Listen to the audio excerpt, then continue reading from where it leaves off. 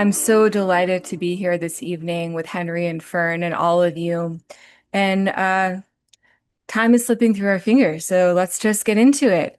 In the introduction to Kristen Ross's 2024 book, The Commune Form, she writes, "The Paris Commune was a pragmatic intervention in the here and now. The Commune Form is first and foremost about people living differently and changing their circumstances by working within the conditions available in the present. In this sense, the form as form was indistinguishable from the specific people who were changing their lives, living differently at that moment in time and in space, and in the neighborhoods where they were doing so." In another one of his well-cited formulations, Marx writes that the communards smashing the state, they were smashing the state, but in the daily activities, there was less smashing going on, as I see it, than there was a kind of step-by-step dismantling. This dismantling of any number of state hierarchies and functions was underway, and most importantly, the one that makes of politics a specialized activity sequestered away from the ponderous, or for the ponderous few, operating behind closed doors. Where Marx saw the Paris Commune of 1871 as the discovery of a form, Peter Kropotkin, it seems, saw rather the form's rediscovery. Thus, one of the more interesting among Kropotkin's many meditations on the commune form occurs not in his writings on the 1871 insurrection, but in his work on the French Revolution of 1789. He says, "The something new that was introduced by the French people into the life of France was the popular commune. Government centralization came later on, but the revolution began by creating the commune." So now, almost 250 years later, we're at an impasse where for a lot of people, revolution seems to be necessary if we're to continue living good lives, whoever we are and whatever a good life means. And I'm not quoting Kristen Ross anymore. So I'm joined today by two scholars who explore communes, anti-civilization thinking, the ecological imagination, and related topics, and who are working to bring these topics that are often marginalized by academia into scholarly conversation and to reach broader audiences. Uh, Fern Thompsett is joining us. Fern is a sociocultural anthropologist whose research is based in the U.S. Pacific Northwest. Her book project, tentatively titled Civilization's Discontents, Building Worlds at the End of the World in Cascadia, takes up questions of how people endeavor to live together in alternative multi-species communities, motivated by the climate crisis and anti-colonial critique. She earned her PhD from Columbia University in 2025. She's currently a postdoc at Tufts University, and she's starting a position as a teaching professor of environmental studies at the University of Montana this fall. Henry Kramer, born and raised in the woods of the Hudson Valley. His interdisciplinary work centers on the role of wonder and imagination in our relationship with the more than human world. Henry has 2 MAs in environmental philosophy and eco-critical literature. He currently teaches at Hunter's College Program in Religion, and he serves as the academic dean of the Strother School of Radical Attention. So I'm going to open by asking each of you individually to tell a story about your work as a scholar. How did you arrive at your interests? What does your work look like in practice? And what lenses do you bring to your work? And just because you're at the top of my screen, let's start with Henry and then go to Fern. Well, thank you so much. It's such a pleasure to be here, and what a wonderful introduction. I was excited to bring up Kropotkin, so I'm glad the name is already out there. Um, what a big question. How to kind of arrive at all of these things. I mean, so I grew up in as an only child in the woods of the Hudson Valley. And so we'll start at the very, very beginning of being like a kind of feral kid where my mom was like all my siblings were animals, basically. And that kind of and also we're old hippies who had done a lot of experiments in alternative ways of living in their pasts that kind of continue in the way that they raised me. And so I always sort of had this sense of um things could be a different way than they are, and we have the freedom to imagine a different possibility than what's already extant in society. And I also experienced a kind of the wounding that I think a lot of us go through when we have big imaginations, when we have this sort of permissiveness given to us by our like close families to dream bigger, that then, you know, you go to public school and that's immediately like fit into a box. Where can we put you in a box? And so I would say that that was the motivation for me to get interested in all of this stuff was just wanting to kind of defend and recover this idea that we do have permission to dream bigger about other possibilities, about other ways of living, about other kinds of relating to the world that aren't as destructive. To answer the question more like day to day. So at Hunter College, I teach currently in the program in religion, specifically classes on kind of fringe spiritualities and what are often considered othered religious paths. So like modern paganisms, indigenous religions, mysticism, and then also some theoretical courses on myth and ritual and theologies of play. But I'm particularly very interested in the way that spiritual thought can push these boundaries and can challenge these narratives. And I know that, Fern, that you come from at least partly an anthropology background. Is that correct? Yeah. So I feel like that's the ways of like looking at another culture's way of thinking, looking at ways of living that have been successful that are not the ways we take as default, can be such an enriching way to kind of yeah to give that permission to imagine. And I would say that that's something I incorporate into my teaching as much as possible. With the Strother School of Radical Attention, we work towards attention activism, which is the pushing back against the fracking of our attention by digital technologies. The term we use is fracking, of like kind of going it like the same way oil companies use a bunch of high pressure junk to push it into the crust of the earth and get all the petroleum that can make money from to rise to the surface and scrape it off the top and turn a profit. Uh, the seven largest companies in the world, $17 trillion industry by some count, is pumping the most high engagement BS into our eyeballs to get our attention, which can make the money to rise to the surface. And one of the risks of this, one of the dangers here, it's similar to the danger of not being able to imagine other possibilities in ways of living, in cultural stories, which is that we've sort of lost touch with the kinds of attention and ways of being that might be accessible to us if these companies weren't so intent on reducing our attention to the thing that can make money, to turn it into numbers. Like when it comes to the more than human world, we turn the more than human world into resources, right? So we turn it into numbers. We turn our attention into numbers, into minutes, into like how much you're paying attention to a given thing. But our attention is the way that we love and experience and encounter the world. It's how we care for one another. It's the medium through which we connect.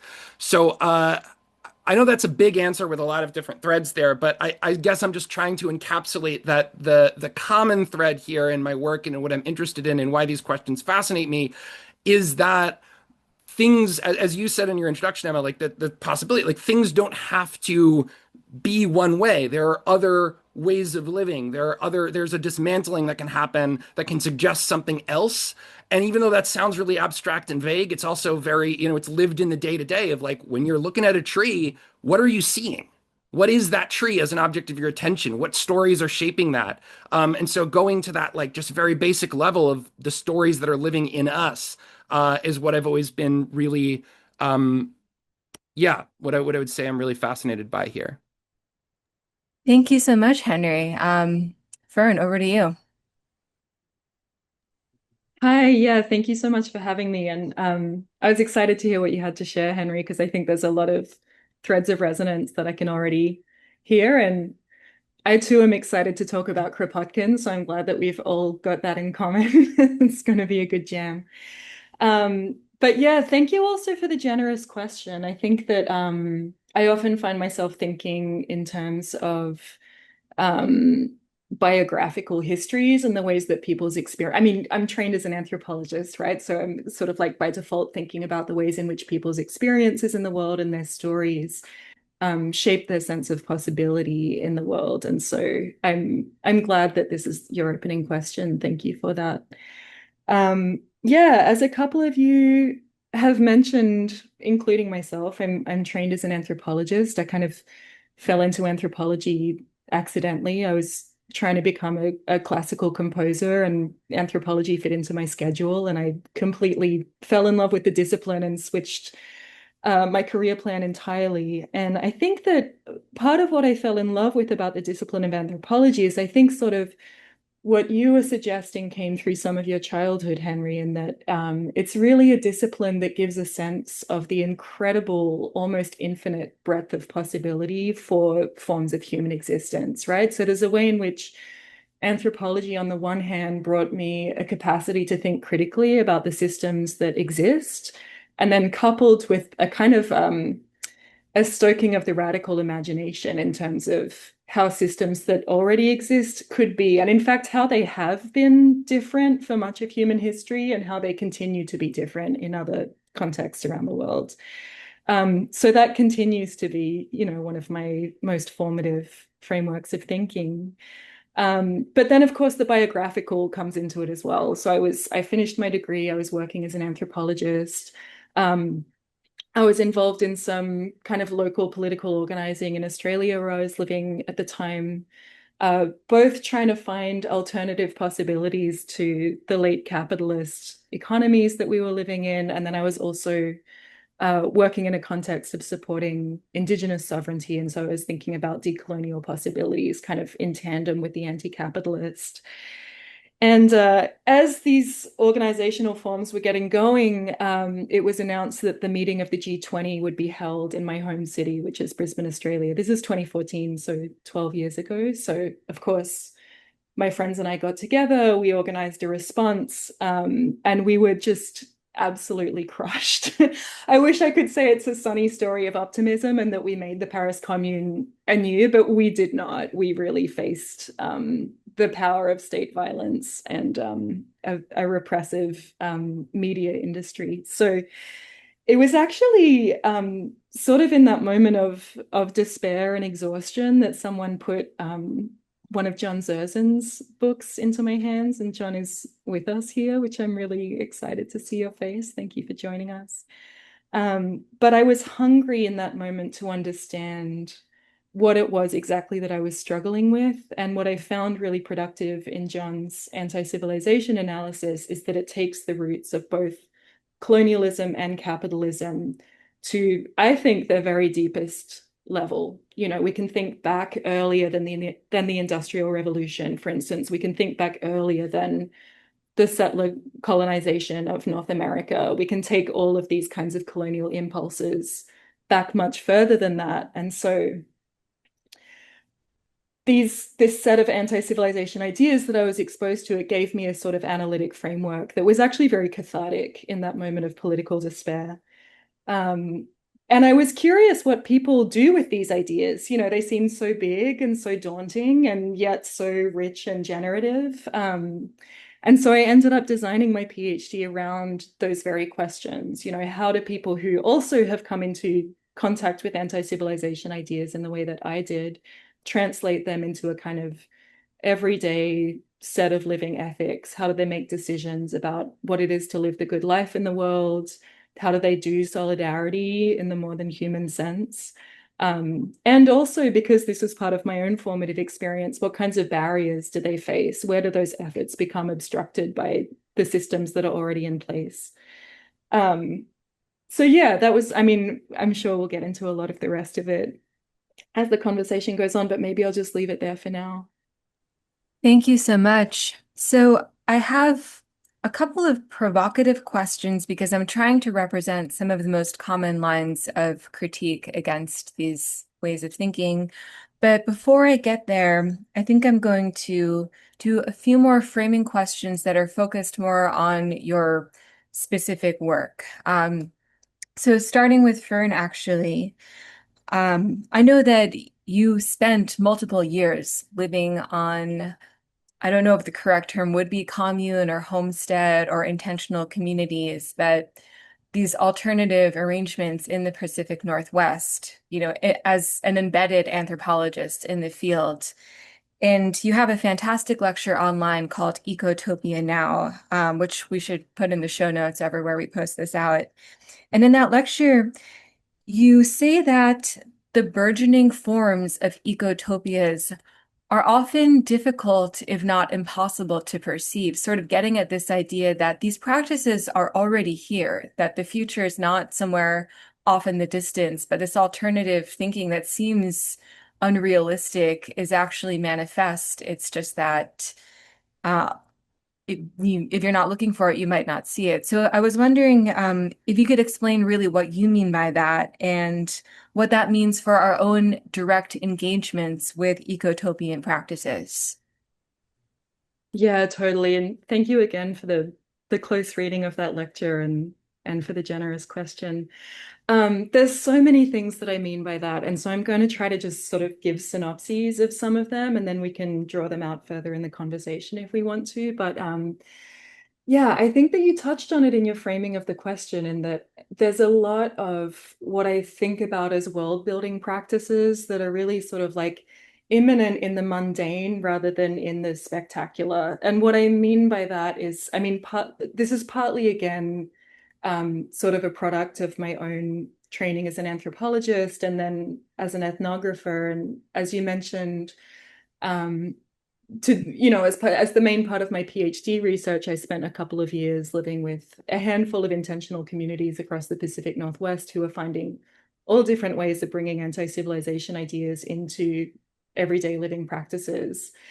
And so what I mean by bringing back in my formation as an anthropologist and an ethnographer is that I really was with people over the long term in the very everyday parts of what it is to build these different worlds, and there's one of my main interlocutors, as we call them in anthropology, but research participants, you could say, said to me one day, like we were sitting down and shooting the shit about the revolution. And one of the things that he said is he was like, when it comes down to it, when you're in the everyday of making the revolution, what it feels like is pulling weeds out of the garden and sorting the recycling, And I think this is something that it's easy for these kinds of everyday, boring, tedious, mundane, conflict-ridden tasks to fall out of the frame of what it is to build political other worlds. And I think about, like the frames that they have fallen out of, like when we think about George Orwell's account of Catalonia, for instance, or the ways in which these kind of revolutionary experiments live in history, there can be a tendency to render them more spectacular in those frames than they are to live. They're messy, they're uncertain, no one ever knows if they're going to succeed. Most of the people that I worked with for my research opened by saying, sure, you can come and live in our community, but we're failing. I mean, if you want to see a failing community, come on down. But I think that actually that conviction that these experiments are failing more often than they're succeeding is relatively common across the board. And I think it is common because it doesn't feel like the kind of spectacular imagery that we often inherit when we think about political revolution. So I think that's the main part of it. Is like I almost, like because of my training, but then almost as my own sort of political agenda, I do want to sort of bring the mundane back into the picture, as much as it doesn't necessarily make for the most fascinating dissertation to read. But then the other thing that I just want to mention is that there's a big role of the radical imagination in these kinds of world building practices, right? I think it can be hard to read the vision in the practice sometimes, just as it can be hard to read kind of like what sort of organizational structure is forming something that can look like a very everyday thing. For example, I'm part of a mutual aid network in my current community of Medford, Massachusetts. I'm about to move, but that's a different story. And they have a wonderful gardening collective. And so you can walk around all these different community gardens in town, and they just look like gardens until you come to participate in the kinds of organizational forms that are behind them. And they're actually these very radical experiments in decentralized government, in mutual aid and resource sharing. But that's not immediately apparent when you just see the way the thing is manifest in the world. So those are the two things I'll name for now. And I could go on, but I shan't. I'll pass the mic. No, thank you so much. That was fascinating. And actually, there's a thread between what you were saying and something that Henry mentioned, and the question that I already had ready to go for Henry, even though there are so many things that I could extract from what you were just saying, Fern. This piece about the mundane, I think, is very important because we do tend to romanticize communes, ecotopias, anti-civilizational practices. It's sort of hard not to. It's almost as if for a lot of people, that's how it has to begin, with this affective, aestheticized relationship.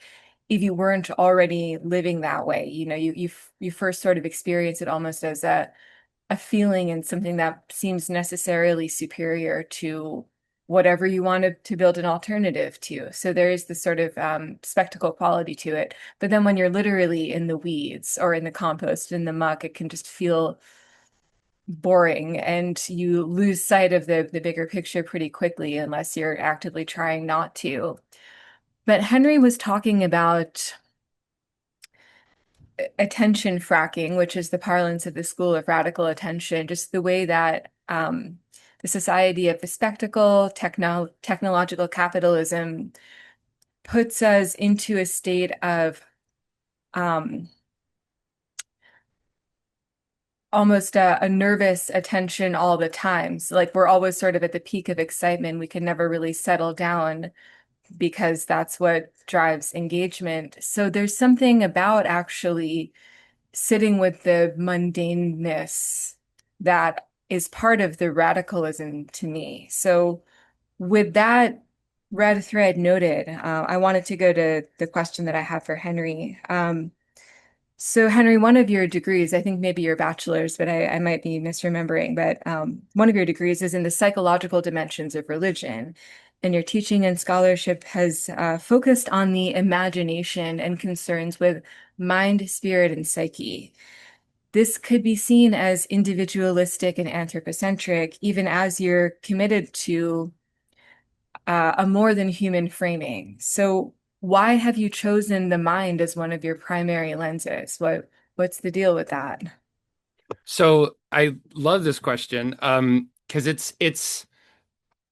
it's one of those yes, you're right. It feels very self-focused and perhaps even solipsistic to say like I'm gonna look at like my inner workings and my inner stories, and it's almost there could almost be an echo of a sort of self-help that feels really out of touch with global crises and things that are happening in the world around us, things that we want to be more connected to.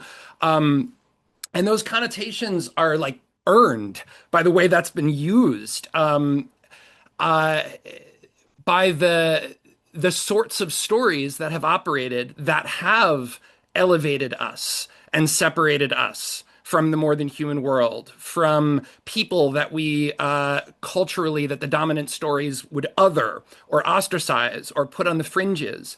Dehumanize is an interesting word to use for that, but we but I would say that like what gets missed when we think about like so let's imagine the alternative to thinking about these these psychological stories, these inner myths, right? The alternative to thinking about them and noticing them is uh, to not think about them and not notice them. What happens then? Okay, so you go out and you're like an astrophysicist. Okay, the least like anthropocentric kind of like in by some measure, right? I mean, maybe looking at the stars, we can say, "Wow, big ego. You're going to think about planets. There's so much going on." But let's just say that that's like the most objective. And we say like, okay, that person's going to look at stars, or let's say like a biologist is going to look at worms. We have a story that that biologist is being not anthropocentric, is kind of looking at the worm for what the worm is, apart from these sort of stories. It's uninfluenced, it's unbiased. But and I love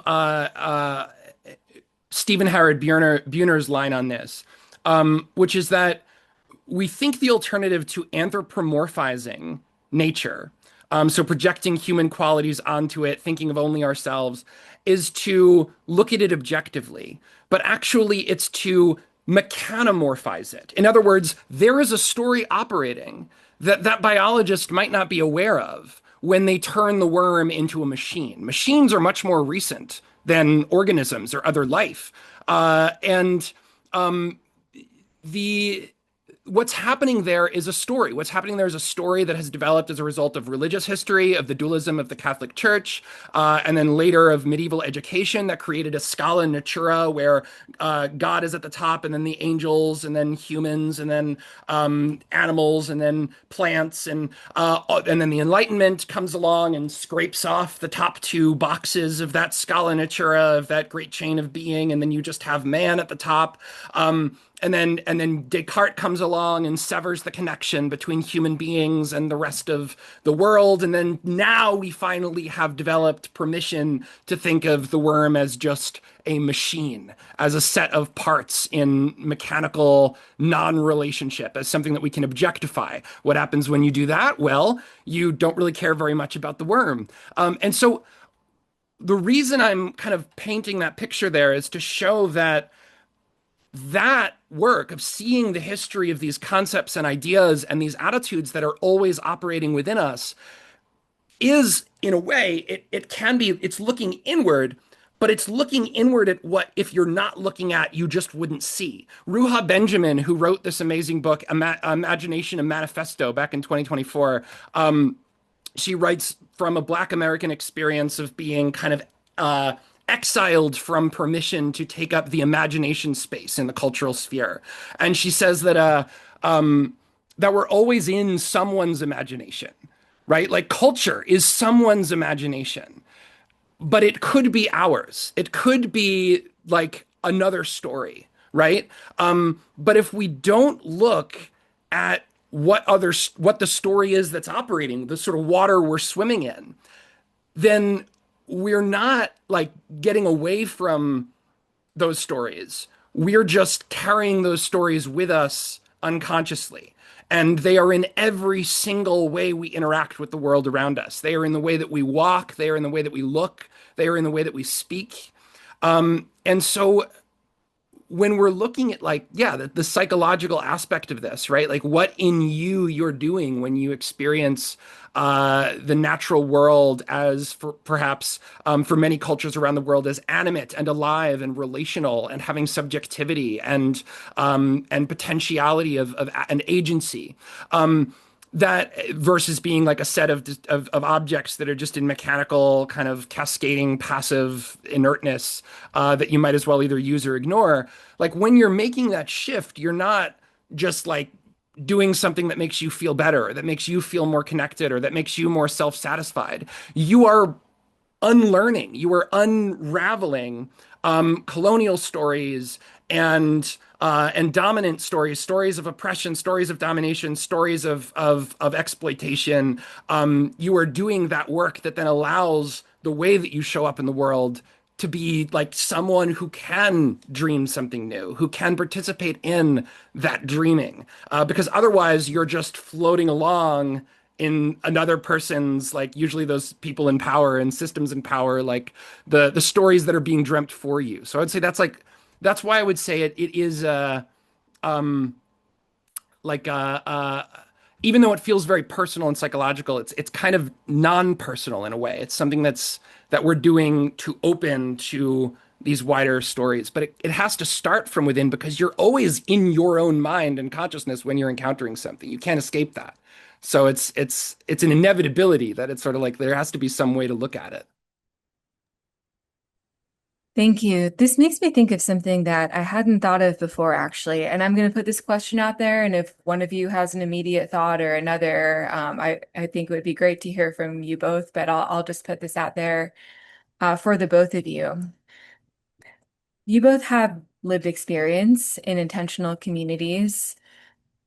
I sort of do. It's a story that we probably won't have time for this evening, but I'm not speaking as a completely outsider party either.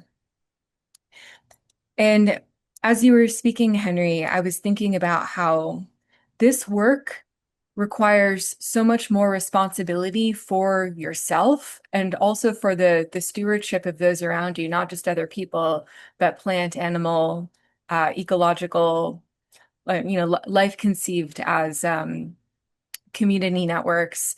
You really have to be aware of yourself and aware of what's going on with those around you to an extent that you don't necessarily have to if you are not participating in a structure like this. So, what challenges have you seen relating to the way we relate to others, including but not limited to other human beings, in your own experience with these communities or in your research? Or can you think of historical examples where this requirement to be self-governing has really come into play in a concrete way?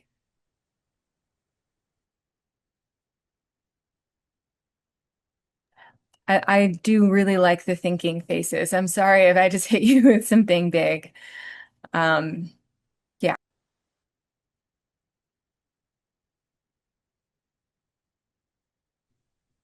Well, I can jump in if that's all right with you, Henry. Because I was thinking, I'm not sure if I'll be able to respond to the whole question at once, but it seems like in what you were asking, Emma, that was part of it that was sort of about um, what it looks like on the ground to build new worlds, given that they don't always work out in the ways that we imagine them. There's maybe a little kind of deprogramming involved, as well as the kind of like more prefigurative or positive space world building. Am I following correctly? Yes. Okay, great. Because maybe now is a great time to bring in Kropotkin, who's sort of like been hovering in the margins for a few of us. But this is sort of one of the ways that I think about this question, like obviously because you asked the wonderful question initially about how our own autobiographical experiences feed into the work that we do. I was thinking a lot in my early adulthood about what it might be to build systems that are not capitalist systems in which we can live, and so part of what it is to build those worlds is a matter of building alternative economies. It's partly a question of materiality. It's also partly a question of mindset, because capitalism informs the way that we think about what it is to be an individual, how we relate to others. It kind of like shapes the whole network of relations with which we engage. Like Henry, you were talking earlier about this kind of the ways in which we might grapple with a kind of flattening or abstraction of these kinds of, or a reduction into numbers of these kinds of relationships, right? I think that that kind of mindset of abstraction or reduction to the numerical, it doesn't only come through capitalism, but it definitely comes through capitalism. And so, what might it be to live outside of capitalism? It means having to think in different ways about who we are and how we relate to one another, right? So, this is where I want to bring in Kropotkin a little bit, because there are all of these different political economic ways that we can think about this. But I think that for me, one of Kropotkin's important works, along with his looking at different French political revolutions, is his work Mutual Aid, which gives us a whole different kind of default basis for what it is to rethink relationality, right? And what I mean by this is that the first couple of chapters of Kropotkin's Mutual Aid are all about biological relatedness, like things that we might now talk about as symbiosis, interdependence. There are all of these different words that have cropped up since Kropotkin wrote Mutual Aid. But the point that he's making is that whatever economic system that we live in, whatever mindset that we have, biologically, we need one another. That is the starting point. We can't exist without being in these networks of relation in an always already way, right? And so I think in some ways that can be a really powerful tool to rethink relationality. and to kind of start to chip away at some of the mindsets that we've inherited and form new ones is to think about what it is to come into existence. You know, we come into existence through others, with the support of others. We leave this world with the support of others. Um, there was all of this, you know, like incredible excitement around people thinking about microbiomes in the gut, for instance. And I think that like whatever sort of like new capitalist industries, those kinds of thinking unfortunately gave rise to, there also is something really exciting along the same lines that Kropotkin was thinking along, that you can take those discoveries in that sort of direction as well, right? We are always already interdependent with an infinitude of other beings, some of whom we can see, some of whom we cannot, you know, and we're constantly being reminded of this. So I think about that when I think about what it is to kind of remake these sorts of relations.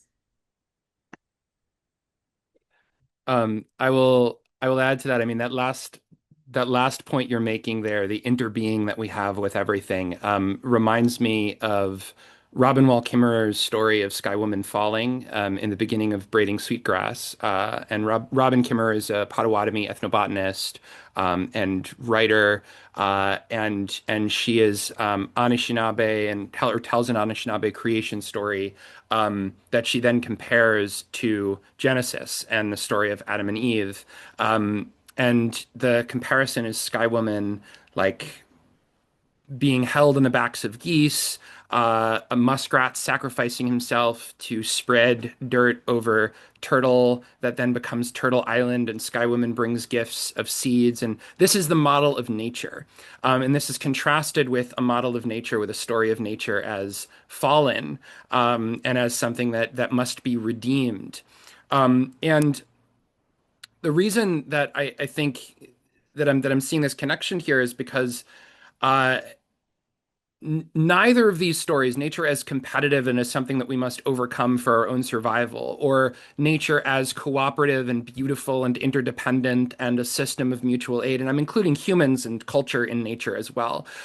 Neither of those stories is wrong in the sense that you can find evidence for both of these stories in examples from the natural world. You can find examples of, vines strangling trees, and you can find examples of interspecies collaboration.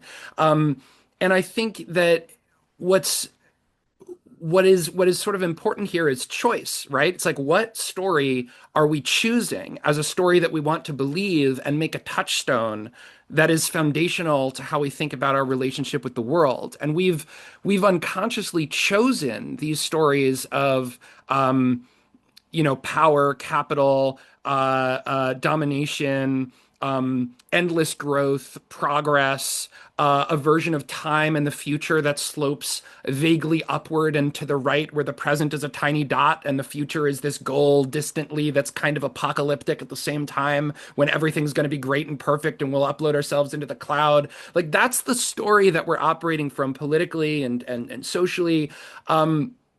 And we lose the context when we forget that that's a story that is a kind of apocalypticism, and that there are cultures like Professor Lira Boroditsky, Dr. Lira Boroditsky from UC San Diego, studies. She's an anthropologist who studies cultural conceptions of time, and she talks about the Cook Tayor in Aboriginal Australia, for whom time moves along with the sun. And so, if you're facing the sun in a different direction, then time is going to be moving differently.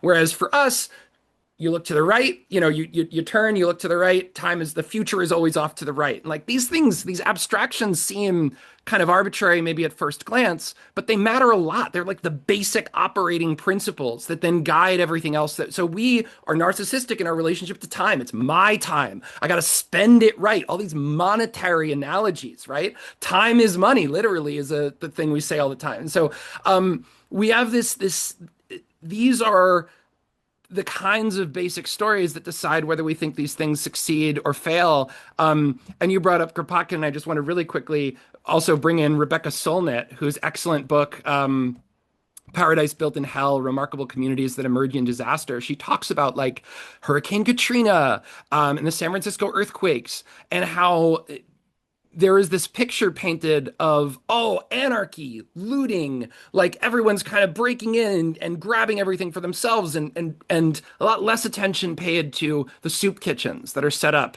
in the middle of the park when everything's flooded, in New Orleans.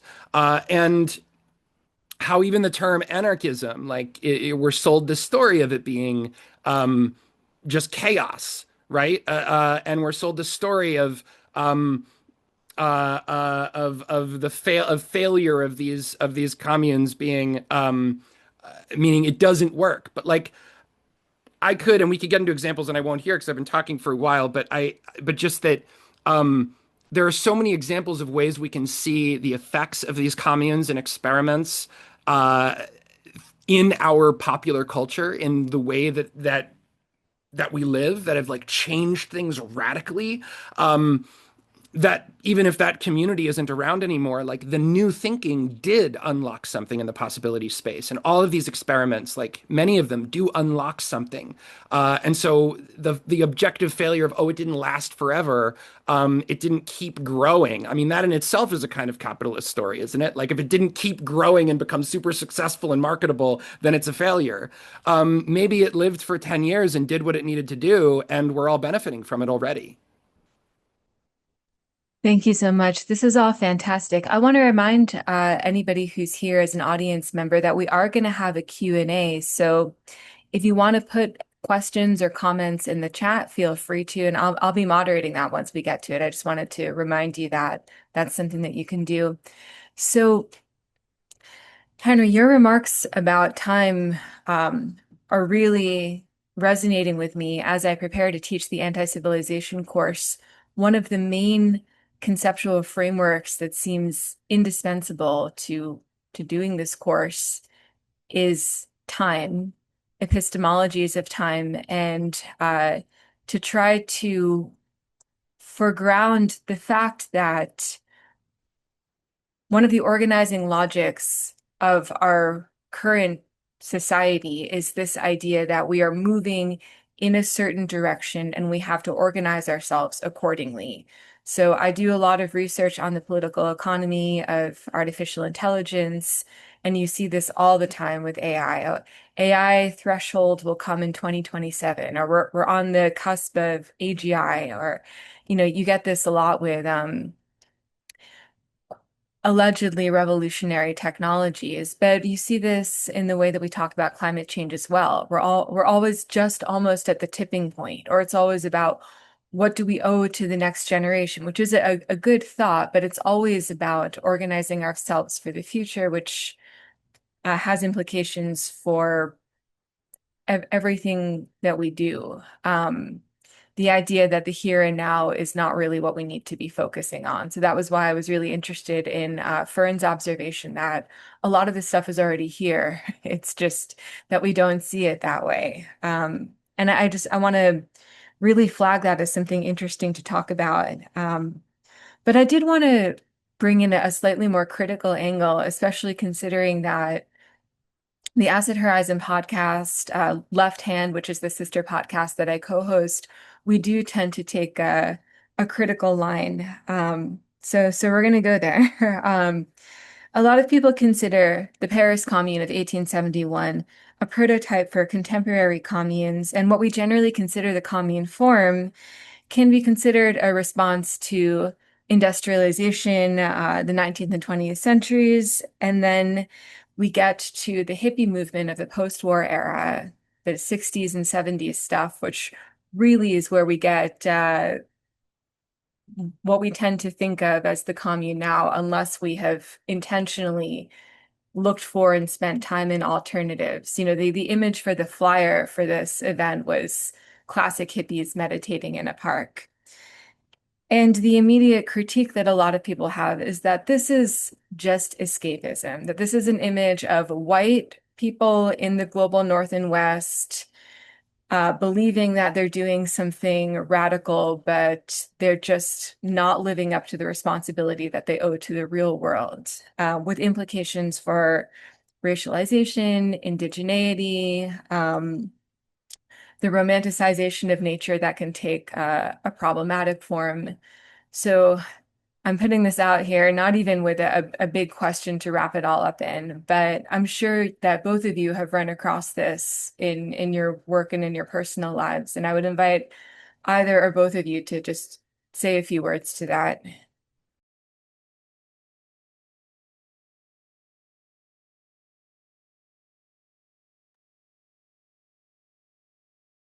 Henry, do you want to jump in or shall I? I don't mind.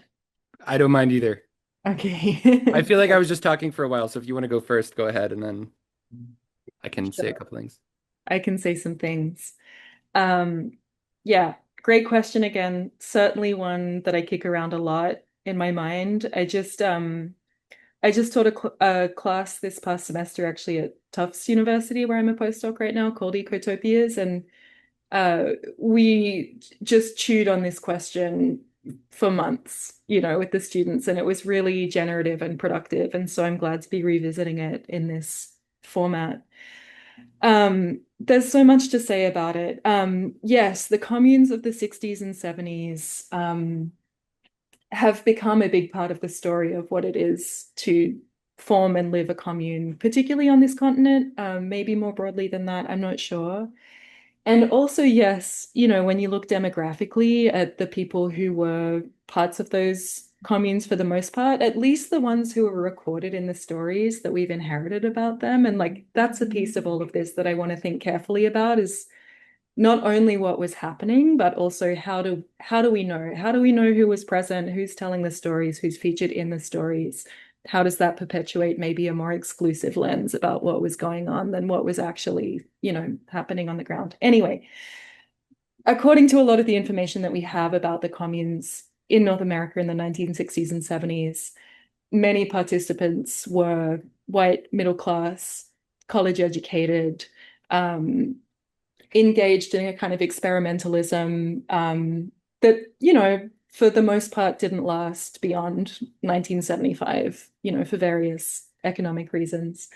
I do want to just even there sort of pause and reference something that Henry was saying in your response to the previous question, Henry, about the fact that sometimes even short-lived experiments leave a long-lasting mark. Like these things, these communes aren't around anymore. That doesn't mean that we don't dwell with their stories. I think we even dwell with the cautionary tales that they can provide us. The fact that a lot of these communes didn't think critically about what it was to move out of the city into the country, um, onto land that had been stolen, through colonial genocide. And a lot of these places, I'm thinking about one place in particular, the Black Bear Ranch, it was in the hills of California, and people moved out of San Francisco to build this commune in the 60s.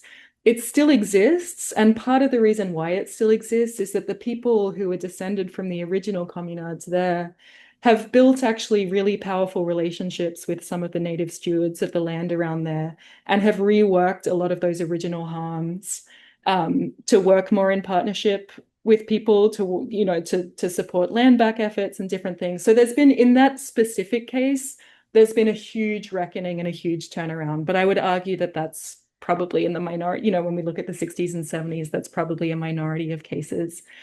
But then I want to go back to this question of stories and lineage, right? Because, it's true that if we're focusing on those demographics of the 60s and 70s, it can appear to be a relatively privileged form of experiment. Um, and at the same time, I started thinking about this question of stories and lineage more obliquely when I was thinking about the term mutual aid. Thinking with Kropotkin, but also beyond Kropotkin, um, mutual aid as a term sort of surged into popular consciousness around the time of the COVID-19 global pandemic, right? There were a lot of mutual aid societies popped up then. Some of them are ongoing. But when you look at the history of the term, and the scholar Dean Spade has done a lot of work on the history of different mutual aid organizations. Mutual aid societies were usually set up by people who were radically underprivileged by mainstream society, right? So you can think about Jewish members of the working class who were recent immigrants to New York City who set up mutual aid societies to support one another financially. Or you can think about the Black Panthers setting up free breakfasts and medical mutual aid societies. You can think about LGBTQ communities, organizing to support one another through the AIDS crisis. So I think that, again, when you look at the kinds of histories of these sorts of structures, there's a different sort of a history that can emerge. And so the question for me becomes less who is participating in these kinds of experiments and more what kinds of names get attached to these different experiments and how are their lineages and stories labeled. Because I think that actually the picture of, communal forms of social organization are more common than not. They are literally how we survive and how we've survived for the vast majority of human history. And I think they're far more important for people who are disadvantaged within white supremacist, late capitalist society. But then are they included in those stories of what a commune is and who is participating in those forms? And maybe they shouldn't be. Maybe they're actually doing something different. A lot of Indigenous scholars write about Indigenous resurgence rather than the commune, and I think actually that distinction is really important. So it's more of an ongoing set of questions than a response to a question. But I don't know, Henry, if you have other thoughts about that. Yeah, I mean, I agree with everything that you're saying. I think this is a really like tender question to hold because like in trying to tell new stories in whatever way you're living out your life, like you come against um or you deal with a lot of responsibility of we know who the old stories hurt. Like we know that the stories that we're living in have the effects that they have, which is why there's such a drive to tell a new story. But then when trying to tell a new story, it takes a lot of uh uh yeah, it's taking a lot on yourself. Um and I want to also in that regard, like kind of suggest, and I agree with you that I think there are different names for different things. But if we're speaking about humans coming together in mutual aid, aside from that being an organizing principle, there is no like set morality to the way that that happens. There are plenty of outright fascist and white supremacist like communes, essentially, right? There are also plenty of things that we might kind of overlook as an intentional community because of our privilege. Like, for instance, a tent city of houseless people that have like relationships with each other and um, and uh, and then yeah, and then sometimes it's something that is hard to categorize. Like I'm thinking about the public universal friend, who is an 18th century like former Quaker messiah who is often held up as a historical example of agenderism and non-binary gender. And it was their community was abolitionist and also highly sex negative, and all of just a set of things that was like, this is the way that we want to live. These are the sets of values. It's different from the dominant culture. Um, and To kind of add to or to give some more examples of the way that these communities, specifically an indigenous um, peace village like Parihaka in New Zealand, um, which was formed in 1866 by Te Whiti o Rangamai and Tohu Kakahi, as a resistance to the Crown's encroachment and colonial encroachment on Aotearoa or New Zealand, like was formed as this kind of let's hold peaceful resistance in an alternate way. Like we are not agreeing to be part of this dominant story. In Parihaka today, I stayed there in 2014, and it's like a cultural renewal, maintaining traditions kind of project. But but thinking of the influence, Parihaka influenced Gandhi. Gandhi heard about Parihaka before he engaged in his civil disobedience in India, and was inspired. And then went, and it was this unintended, these unintended little effects of these communities, of these alternative ways, that I just find, yeah, I don't want to like overlook in the narrative of, oh, it failed. I mean, Parihaka is a success story. It did. I mean, it did fail and then was rebuilt, and then it had tumult. But now it's been around for like 140 years or something. So that's a success story. But it's but but yeah, just thinking of those like those unintended kind of sporulations too. Thank you so much. In both of your responses, it got me thinking that as I've laid this out, perhaps the word commune, the way I'm using it, is doing a lot of heavy lifting. And I worry that I've set this up in a way to equivocate maybe between all sorts of different kinds of things that should be understood as ontologically distinct. And as you point out, Henry, some arrangements that might fit the criteria for the commune are not things that anybody here would want to see, including paramilitaries, white nationalist separatist communities. Um, it's it isn't necessarily always a good thing to be so far from the mainstream, right? So I'm not saying that we should pin down one refined theoretical definition of the commune because I think that that will do more harm than good. But I do want us to think very concretely about, if this idea has enough internal cohesion and manifest logic to really just be framed as one word, the commune. What are some examples, either from your research or from your lived experience, that you find especially inspiring or that might serve as counterexamples? Twin Oaks has come up in the chat. I'm sure both of you are somewhat familiar with Twin Oaks.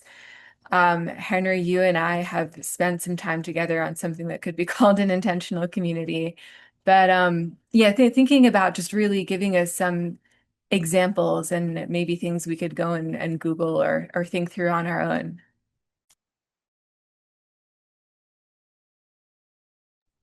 For sure. Yeah, I can hop in there. Um, yeah, I'm glad that Twin Oaks has come up. I'm trying to write a little piece about Twin Oaks at the moment. I mean, we've been talking about what it is to rework the capitalist mindset, and Twin Oaks um, didn't come up with, but implemented a really interesting system of kind of non-monetary labor organization within the community, right? So kind of like separating themselves from the use of money, moving more towards non-monetary ways of organizing who does what work and who exchanges which goods and whatnot. Um, which I think is really inspiring. And yeah, I mean, Twin Oaks has been going since 1967, like with a pretty cohesive vision that whole time, albeit with some changes. So they're for sure a cool one to look up. I do just want to also, while we're on the topic of Twin Oaks, I think it's also a really interesting example of the ways in which what I've been calling the radical imagination and real world experiments can be interlinked with one another. So the person who penned the vision for Twin Oaks was a psychologist named B.F. Skinner, who he was based here, and I'm in Boston, Massachusetts right now, and he was here. And it was basically, he came up with a new psychological theory, and then he wrote sort of a speculative fiction novel about it, in which he laid out, how he imagined, yeah, exactly, Walden too, but he laid out how he imagined a community could function on the basis of his principles. And then some people were plucky enough to read that book and put it into action. So I think that, when we're talking about the invisibility of some kind of alternative forms of social organization and the ways that they lie latent in the imagination sometimes before they're realized in the world, I think Twin Oaks is a really beautiful example of that. The other thing that I wanted to name quickly, and then I'll pass the mic over to Henry, is less Googleable, I think, than Twin Oaks. But one of the things that really inspired me through my own field work was the ways in which people were thinking about organizing principles like solidarity and mutual aid in interspecies terms, taking really seriously the provocation that if we are interdependent beyond the human species, then how is it that we can live in kind of relationships with more than human kin, other beings that are grounded in a kind of care and responsibility that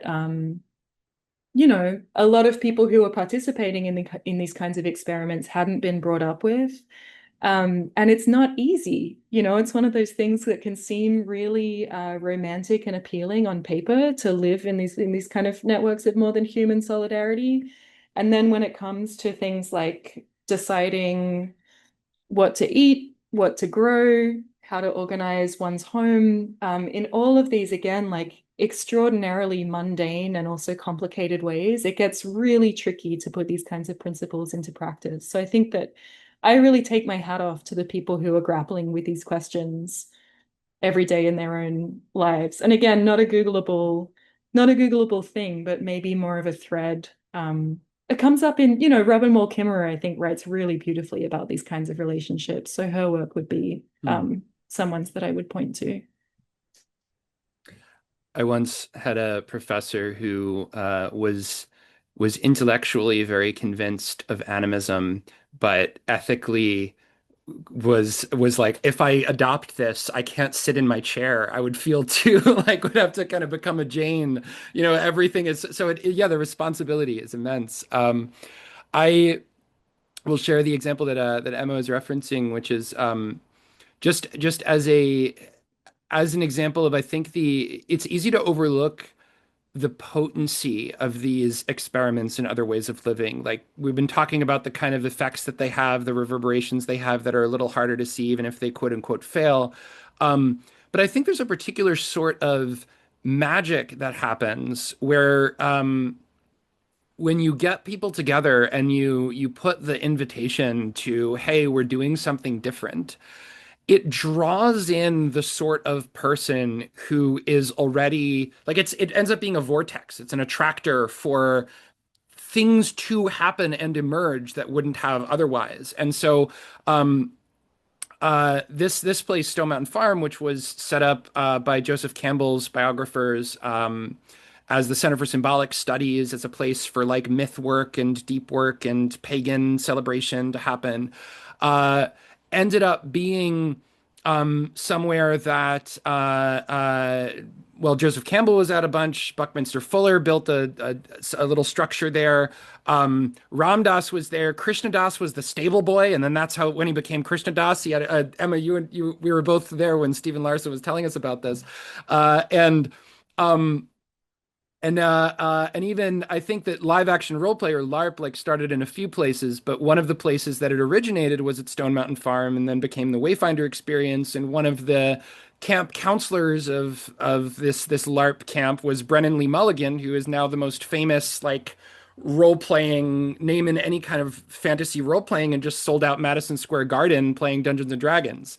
And so all of these people came out of this very quiet, very like barely Googleable kind of place that had just kind of existed and been, but not tried to be anything like huge or kind of like, oh, we're this giant retreat center for all of these special things to happen, but just being a place where people were and are like, living differently, doing things like celebrating Beltane, like just kind of hanging out with this intention.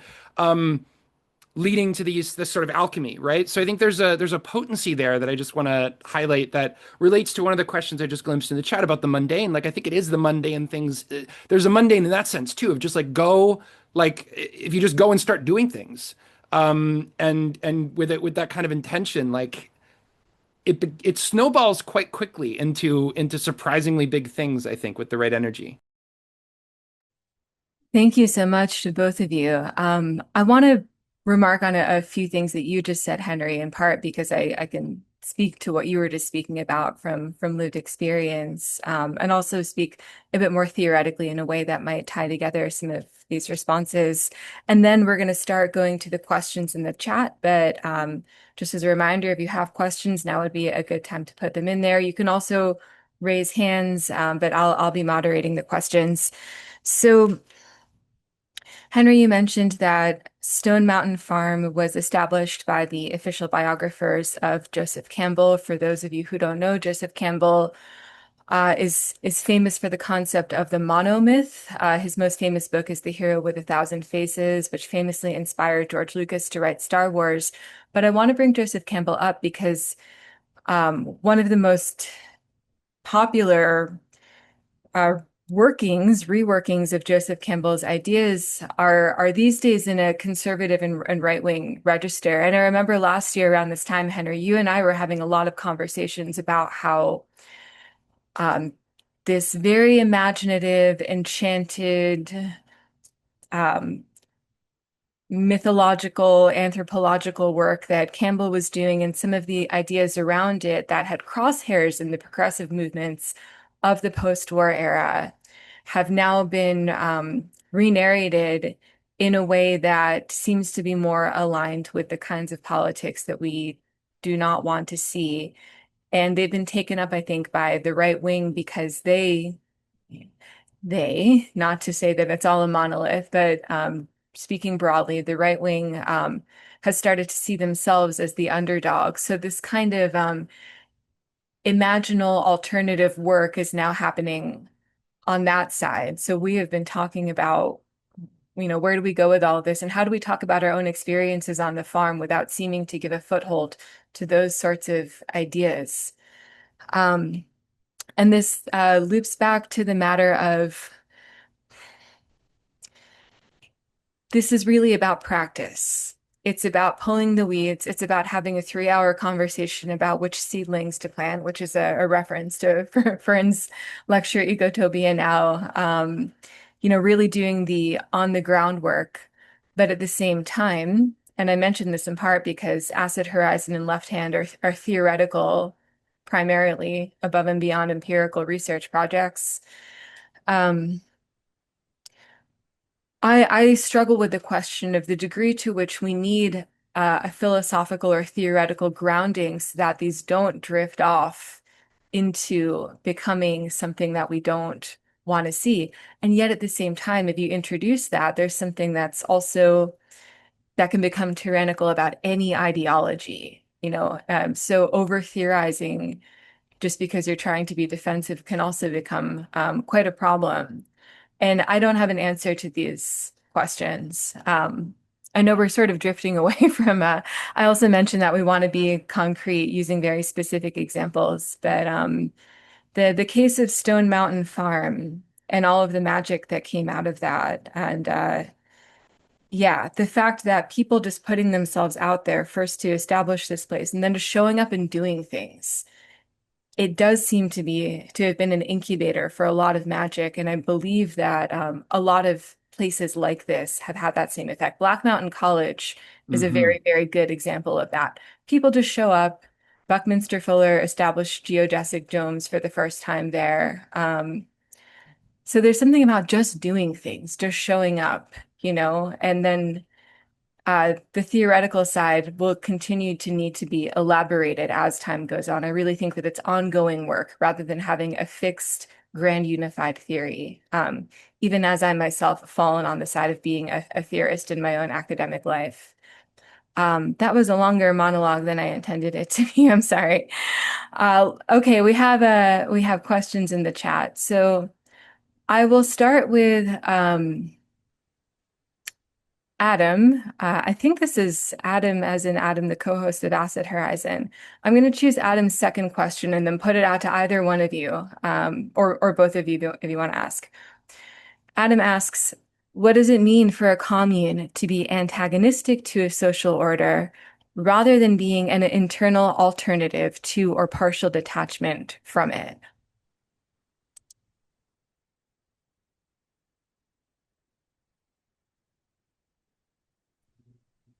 I can hop in for a quick thought and then hand over to Henry. But I think it's a great question. I don't have a clear answer, which is what makes it more fun as a question.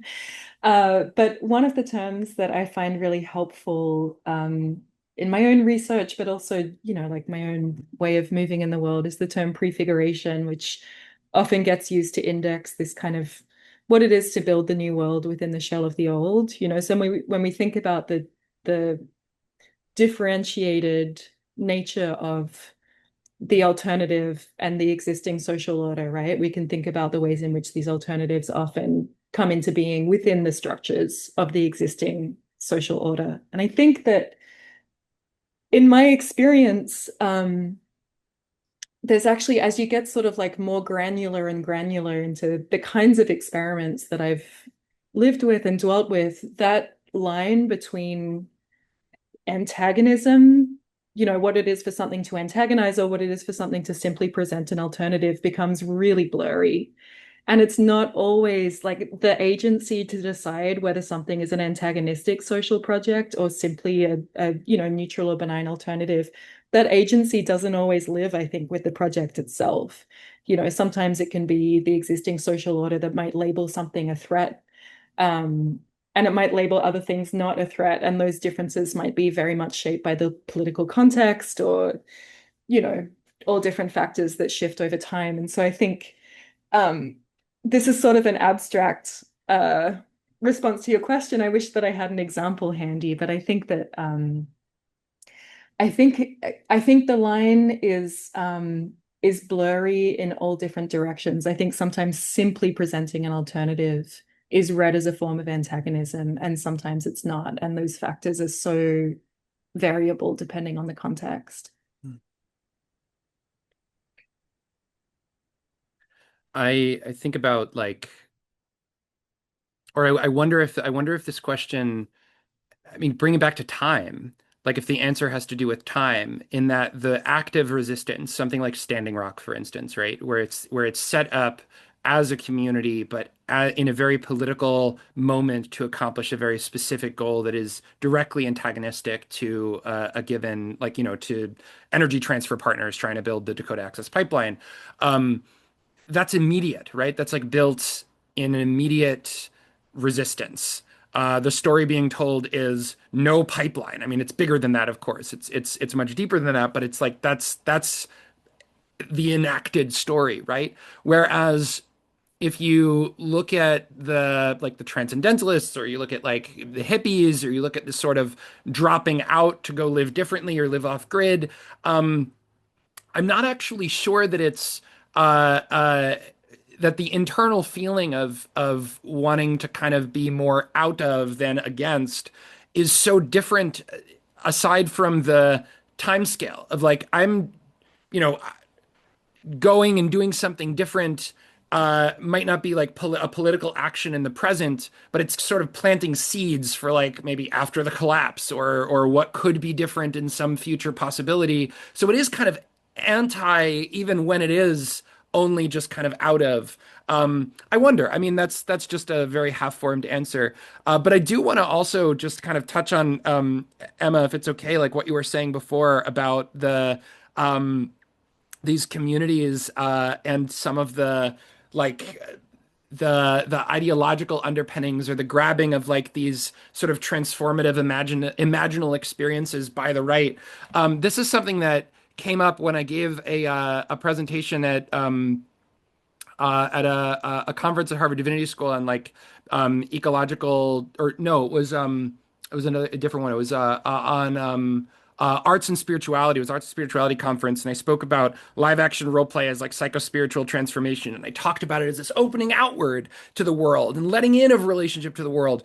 But the first question I got was, but the imagination belongs to the right. January 6th. That like the QAnon shaman, like that's LARPing, right? Like that's the image. And I find this so fascinating, and I just want to like I wonder, and maybe this is getting too off track, and I'll keep this very brief if so.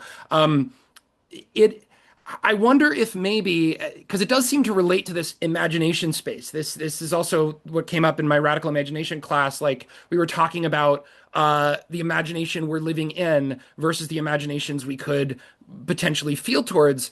And it feels to me that when the right grabs hold of these things like the monomyth or Jungian archetypes or what it means to be a man, it feels like it does so to maintain like a rigid grasp of tradition or the way things already are or are in that kind of in a sort of crypto fascist imagination, like what, all of the ways that something should be, right? That there's one way it should be that you kind of have a conception of, and you're using this language of depth and archetype and imagination to justify. And then on the other side, there's another kind of entry into this and into um playing a different character, being a different kind of person, redefining yourself, entering into this openness that speaks more to what Fern was saying earlier about more than human relationships, that it's actually a kind of vulnerability. It's a cracking open of self to empathize. It's an act of imaginal empathy of like, what could it be to be someone else? What could it be to live a different way? What could it be to allow myself to receive or submit to these other things that I might resist in terms of like the utterances or beckonings of the more than human or of voices within myself or whatever the kind of deep work you might do in relationship to myth and story. But then on the one hand, there's a kind of listening, and on the other, there's just a strict telling. And maybe that's a little bit too dogmatic of a category there. Um, but I do think it might be relevant if we're looking to distinguish these utopias between like the fascist utopias and the more experimental, like how could we be better at humans and be more open and be more like feeling into positive futures. Some feel very like they're really trying to be very closed to possibility and already know all the answers, while others are not sure of the answer, but are letting like the powers under the surface, whether within the earth, within the land, within our beings, our depths, like this kind of speak. Um, so I wonder about that like giving a language to like how to, yeah, think of that difference. No, I think this is incredibly salient. And I really do think all the time about, if I may establish a crude binary, right wing dropping out versus left wing dropping out. Although I do want to acknowledge that there are political theorizations that would say that the binary between left and right is part of the problem. But currently, we do seem to be stuck in this way of thinking between left and right. And I wouldn't want to completely reject the left versus right framing either, to the degree that it does shape most people's imaginations, especially in the United States. So I think there's a lot to that. This idea of the right-wing utopia, if we could use utopia as being one that wants to not see itself as in a state of becoming and transformation and folding outwards to others. Um, the last in-person academic talk I ever gave before I self-ejected from the traditional academy was about the right-wing use of psychedelics, and I argued that there is this history of right-wing psychedelic drug use where, to speak of it broadly, a lot of the philosophy behind that is actually to uh, retrench identity rather than to change it, which is how we often think about psychedelic use outside of these conservative contexts, like to heal the mind or to become something other. But that's a total tangent, and we have questions in the chat. I want to go to Alexander's first question, which I'm going to try to summarize. So Alexander writes, question about this contrast between the spectacular and the mundane. How much of this is redefining each, making the mundane so much more worthy and grand because it's no longer alienated labor? Um, he also asks, because there seems to be a contrast in the way that the left thinks of communization as either hyperlocal and insular or so interconnected and cosmopolitan as to view humans as part of the machine. There's quite a lot going on with this question, but I guess it touches on the issue of framings. Is it really so mundane maybe to be arguing 3 hours about planting seedlings, and just maybe broadly about how the mundane spectacular binary can be sort of further thought? Yeah, for sure. I can hop in there. It's a great question. But I think my response is going to actually reference a lot of Henry, and so you might want to hop in after me.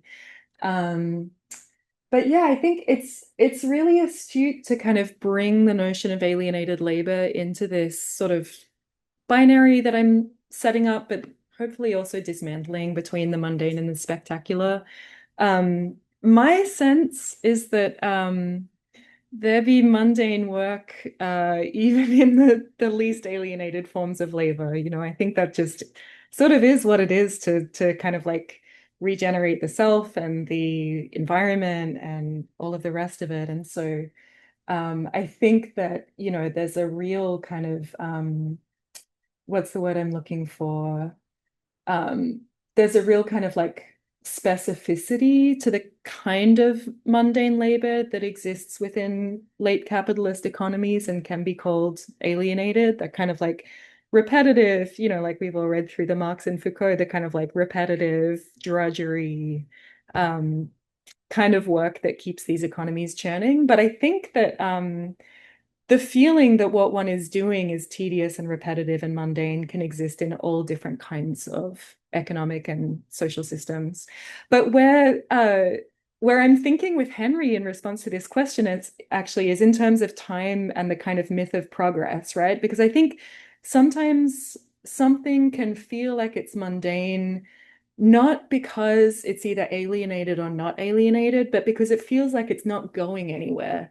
You might feel like you're spinning your wheels, you're stuck in a cycle, all the rest of it. And I think that in some ways, the sort of resistance that we might feel to that kind of circularity of work, the repetitious tedium, may be informed by this sense that we should be going somewhere. Like Henry was mapping out earlier, we should be going over to the right and a little bit up all the time. And that's what makes work either worthy or unworthy. So I think, yeah, I want to kick it over to Henry because I think that's kind of more where my mind went in response to that question. Yeah, I mean that's a great answer, and there are so many.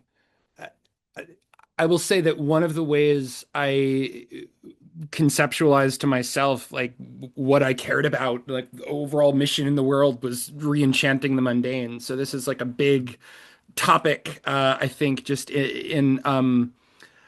I I feel okay. One of my favorite poet, philosophers, thinkers is this Irish guy, John Moriarty, and he wrote these really like unusual kind of vignettes uh, um, that are really dense, kind of hard to read, but he beautifully weaves like philosophy and poetry and kind of Blakean prophecy all together. And one of the and also speaking from the kind of deep imagination of the colonization of the Irish. So it's like coming from this deep place of like resistance to the way things are, to the way things have been built and constructed, and how they've trapped us. And he uses a couple of brilliant metaphors that I want to that I just that continue to feel very alive for me. One of them is the metaphor of Hadrian's Wall, which was a wall built across the north of England, between England and Scotland, by a Roman general named Hadrian.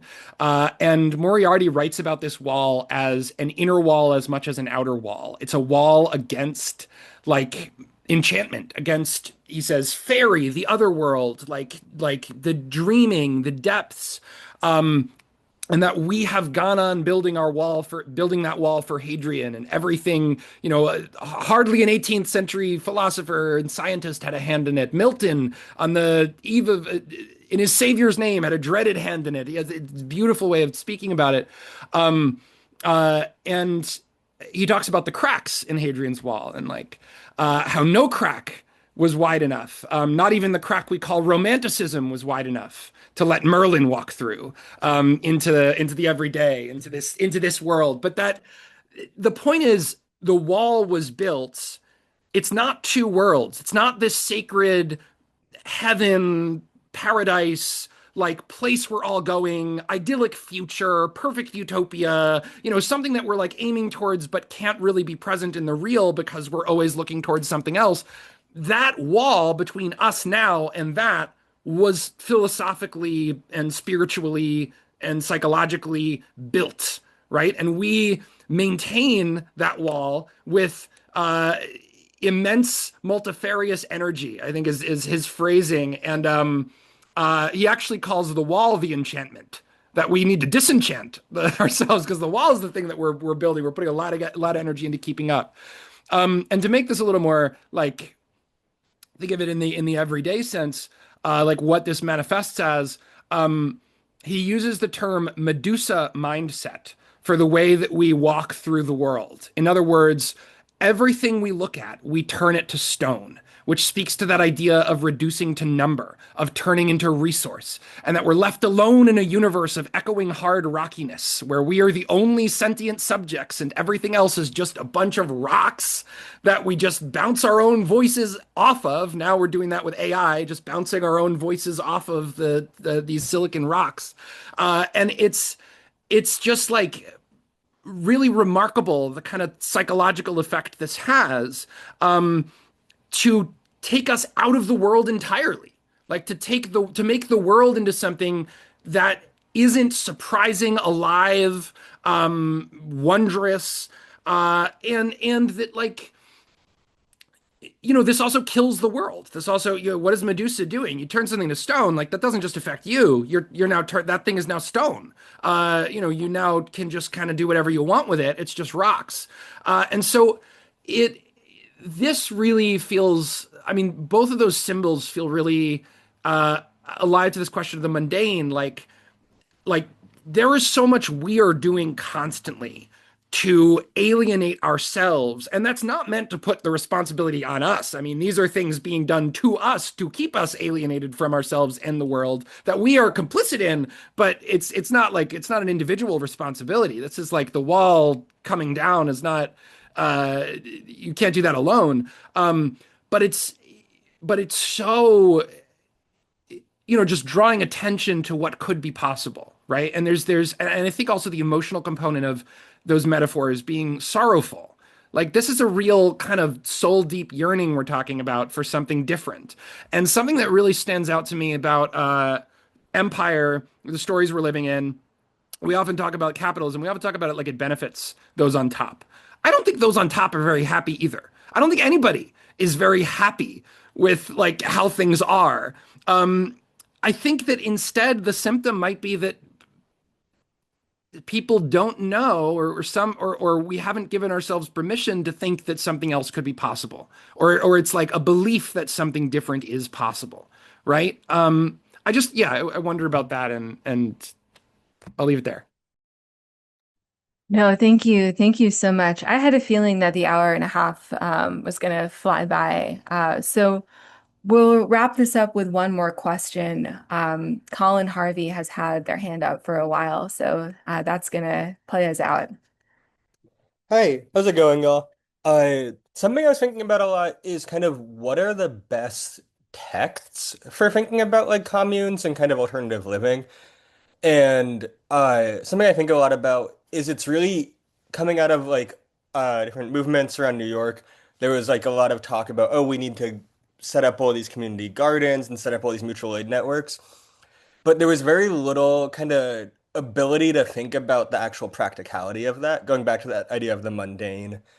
And I put it in my question in the chat, but just kind of thinking about the whole Earth catalog, despite, or maybe, and its history, because that's a whole interesting thing, uh, as kind of an example of a text that I think in its structure really like theorizes communal living, kind of that like maybe like within the instruction manual for a tractor, there's kind of more about the ontology of communal living than could say be in like a theoretical kind of I like encircling of it, I guess. I don't know. It's just kind of something I'm thinking of like what kind of text form is best for imagining communal living.